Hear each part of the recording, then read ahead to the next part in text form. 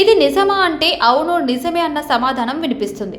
ఇంట్లో రాజకీయ పోరు రోజురోజుకు ఎక్కువవడంతో కరవమంటే కప్పకు కోపం, విడవమంటే పాముకు కోపంలా కేసీఆర్ పరిస్థితి మారింది.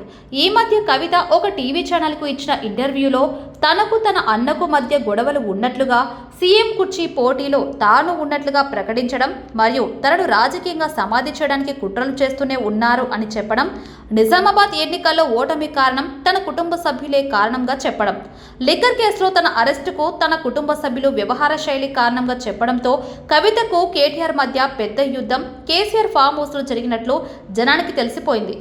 ఎన్ని రోజులు కుంపటి కేసీఆర్ ఇంట్లో మాత్రమే కానీ ఇప్పుడు వీధిలోకి వచ్చింది. అబద్ధాలను నిజాలకు నమ్మించే కల్వకుంట్ల కుటుంబం ఇప్పుడు నిజాలు చెప్పినా జనం నమ్మే పరిస్థితిలో లేరు. కేసీఆర్ గత ఎన్నికల్లో చెప్పిన మాటలు నమ్మక ఎన్నికల్లో బీఆర్ఎస్ను ఓడించారు.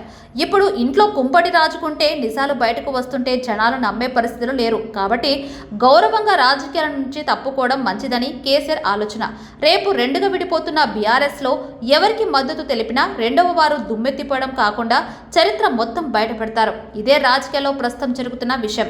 కాదని తానే మళ్లీ సీఎంగా చెప్పుకొని రాజకీయాలు చేయాలి అనుకుంటే రేపు కాళేశ్వరం, ఫోన్ ట్యాపింగ్లో కొన్ని నెలలు జైలుకు పోవాల్సి ఉంటుంది. ఈ వయసులో జైల్లో ఉండటం జాతీయ పిత జైలు పితాగా అవడం ఏమాత్రం కేసీఆర్ ఇష్టపడటం లేదు. ఏ కోణంలో చూసినా రాజకీయాల నుండి రిటైర్మెంట్ బెటర్ అన్న ఆలోచన కేసీఆర్కు కనిపిస్తుంది. ఆరోగ్యం సరిగా సహకరించకపోవడంతో తాను రాజకీయాలకు దూరంగా ఉంటున్నా అన్న సందేశంతో ఫామ్ హౌస్లో రెస్ట్ తీసుకోవడానికి కేసీఆర్ నిర్ణయించుకున్న మాట వాస్తవం.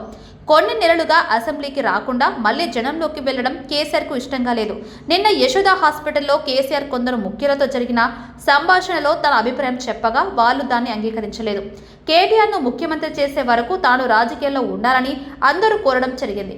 హరీష్ వ్యవహారం కూడా ఇప్పుడు తలనొప్పిగా మారడం, ముగ్గురు మూడు దారులు చూసుకోవడంతో పార్టీ బలహీనపడటంతో ఇప్పుడు తాను ఏమీ చేయలేనని తేల్చి చెప్పినట్టు సమాచారం.